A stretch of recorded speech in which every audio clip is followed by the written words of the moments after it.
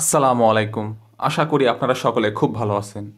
তো বন্ধুরা, আজকের এই ভিডিওতে আমি আপনাদের সাথে শেয়ার করব আমাদের যে গণ অভ্যুত্থান হইল, আমরা যে গণ অভ্যুত্থানের মাধ্যমে আমরা বাংলাদেশের দ্বিতীয় স্বাধীনতা অর্জন করতে পারলাম, সেটার ফলে কিন্তু আমাদের সরকারি চাকরির পরীক্ষার সিলেবাসের মধ্যেও কিন্তু একটা পরিবর্তনের ভাঁজ আমরা দেখতে পাচ্ছি। কি পরিবর্তন, সেটাই আমি আজকের এই ভিডিওতে আপনাদের সাথে শেয়ার করব। আপনারা অনেকেই আমাকে প্রশ্নও করতেছিলেন যে আমাদের সিলেবাসের মধ্যে কি কোনো পরিবর্তন আসতে পারে? বিসিএস পরীক্ষা বলেন বা ব্যাংক রিলেটেড পরীক্ষা বলেন অথবা যে কোনো সরকারি চাকরি পরীক্ষা বলেন, বর্তমানে যেগুলো হবে বা যেগুলো সার্কুলার হয়ে গেছে, সেগুলো আর কি সিলেবাসের মধ্যে কি কোনো পরিবর্তন আসতে পারে কিনা, এরকম প্রশ্ন আপনারা অনেক করতেছিলেন।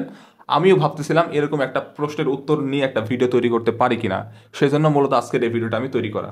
হ্যাঁ, এই গণ অভ্যুত্থানের মাধ্যমে আমরা যে স্বাধীনতা অর্জন করেছি, এর ফলে অবশ্যই আমাদের সিলেবাসের পরিবর্তন আসবে। পরিবর্তন কি কি আসবে সেটা এখন আমি আপনাদেরকে বলবো। তো প্রথম যে পরিবর্তন সেটা হচ্ছে, আমরা যে শেখ হাসিনা, শেখ মুজিবুর রহমান সম্পর্কে যত ইনফরমেশন মনে রাখতে হতো আগে আমাদেরকে, সেগুলো আমাদেরকে এখন আর পড়ার দরকার নাই, আমরা এখন স্কিপ করতে পারি। ঠিক আছে, এগুলো থেকে কমন সেন্সের ব্যাপার একটা, যে এগুলো থেকে প্রশ্ন আর এখন হবে না। কারণ শেখ হাসিনা এখন দেশ ছেড়ে পালিয়েছে। সে হচ্ছে একটা স্বৈরাচারী নেত্রী, স্বৈরাচারী সরকারের একটা প্রধানমন্ত্রী।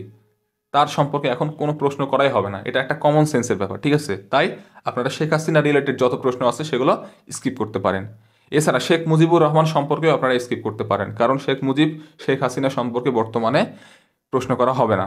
ঠিক আছে, এটা হচ্ছে সবচেয়ে বড় পরিবর্তন। ঠিক আছে, তবে আমি এটা বলতেছি না যে মুক্তিযুদ্ধ রিলেটেড প্রশ্ন আসবে না। হ্যাঁ, মুক্তিযুদ্ধ রিলেটেড অবশ্যই প্রশ্ন আসবে, মুক্তিযুদ্ধ সম্পর্কে আপনাকে অবশ্যই পড়তে হবে, কিন্তু স্পেসিফিক্যালি শেখ মুজিবুর রহমান আর শেখ হাসিনা সম্পর্কে যেসব প্রশ্ন আসতো আগে, একেবারে অবধারিত প্রশ্ন আসতো, ওগুলো আপনাদের স্কিপ করলে কোনো সমস্যা হবে না, কারণ ওগুলো থেকে কোনো প্রশ্ন আসবে না। এটা হচ্ছে সবচেয়ে বড় চেঞ্জ।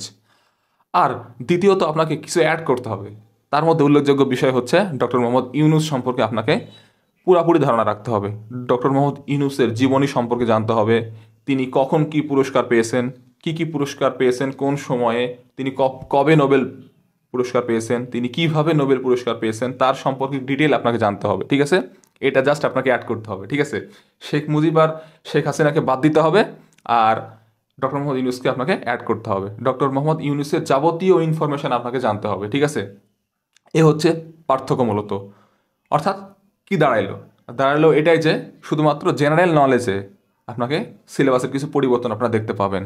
বাকি বাকি কোনো কিছুতে কোনো কিন্তু পরিবর্তন আসবে না, এখন পর্যন্ত আসেনি। বা অফিসিয়ালি পিএসসিও কোনো কিছু বলেনি যে সিলেবাসের পরিবর্তন হবে, বা কোনো সরকারি চাকরি রিলেটেড পরীক্ষার সংস্থাও কোনো কিছু বলেনি যে সিলেবাসের পরিবর্তন হবে। কিন্তু কমন সেন্স দিয়েই বোঝা যাচ্ছে যে কোন কোন পরিবর্তন আসতে পারে। ঠিক আছে, তো আপনারা এই মোতাবেক পড়াশোনা করুন। ঠিক আছে, তাই এই বিষয়গুলো মাথায় রেখে আপনারা পড়াশোনা করুন। আপনারা শেখ হাসিনা, শেখ মুজিব সম্পর্কে আপাতত স্কিপ করুন, আপাতত মানে স্কিপই করুন, পড়ার দরকার নাই। এগুলো বাদ দিয়ে আপনি ডক্টর মোহাম্মদ ইউনূস সম্পর্কে যেসব আপনার ধারণা নাই, ওগুলো আপনারা মুখস্থ করুন বা পড়ুন। ঠিক আছে, আশা করি এর বাইরে আর কোনো পরিবর্তন সিলেবাসের হওয়ার কথা না। আর সাম্প্রতিক যেসব ঘটনাগুলো ঘটতেছে সেগুলো সম্পর্কে তো জানতেই হবে। আপনারা অনেকেই জানেন, সাম্প্রতিক নিয়ে আমরা অনেক দিন ধরে পড়ে আসি যে স্বাধীনতা কিভাবে হলো, দ্বিতীয় স্বাধীনতা কিভাবে হইলো, এগুলো সম্পর্কে ধারণা নেবেন। এগুলো তো সবাই জানি, আমরা তাও বলতেছি আর কি। এই তো মোটামুটি সিলেবাসের পরিবর্তন না, এটা জাস্ট কমন সেন্সের ব্যাপার ভাই। কমন সেন্স যদি থাকে তাহলে আপনারা বুঝতে পারবেন যে সিলেবাসে কী কী পরিবর্তন হতে পারে, এই আর কি। ঠিক আছে, আর বাংলা, ইংলিশ, ম্যাথ এগুলো তো আগের মতোই থাকবে, এগুলো আর চেঞ্জ হওয়ার কোনো মানেই নাই। আর যদি চেঞ্জ হয় তাহলে আপনারা জানতেই পারবেন, আমিও আপনাদের বলে দেবো ভিডিওর মাধ্যমে। পিএসসি কর্তৃক যদি অফিসিয়ালি কোনো সিলেবাস চেঞ্জের নোটিশ আসে বা কোনো ইনফরমেশন আসে, তাহলে অবশ্যই আপনারা এই চ্যানেলের মাধ্যমে সবার আগে জানতে পারবেন। সেজন্য কী করতে হবে, আমাদের চ্যানেলটিকে সাবস্ক্রাইব করে রাখতে হবে আর ভিডিওটিতে একটা লাইক করে দিতে হবে। ঠিক আছে, তো এই ছিল মোটামুটি আজকের ভিডিওটি কেমন লাগলো অবশ্যই নিচে কমেন্ট বক্সে কমেন্ট করে জানাবেন। আর আমার ভিডিওর কোয়ালিটি কি ইমপ্রুভ করা প্রয়োজন কিনা, অবশ্যই সেগুলো সম্পর্কে আপনারা নিচে কমেন্ট বক্সে কমেন্ট করে জানাবেন। আশা করি আমরা ভালোভাবে আপনাদেরকে ইনফরমেশন সার্ভ করতে পারবো এই চ্যানেলের মাধ্যমে। আর আমার ব্লগ ভিডিওগুলো আপনারা অবশ্যই দেখবেন, আর ভালো লাগলে অবশ্যই এটা লাইক করে দেবেন, আর চ্যানেলটিকে সাবস্ক্রাইব করতে ভুলবেন না, এটা কিন্তু মাস্ট ভাই। ওকে, তো আজকে এই পর্যন্তই, দেখা হবে অন্য কোনো ভিডিওতে। সেই পর্যন্ত ভালো থাকেন, সুস্থ থাকেন, আপনাদের জন্য শুভকামনা রইল। আল্লাহ হাফেজ।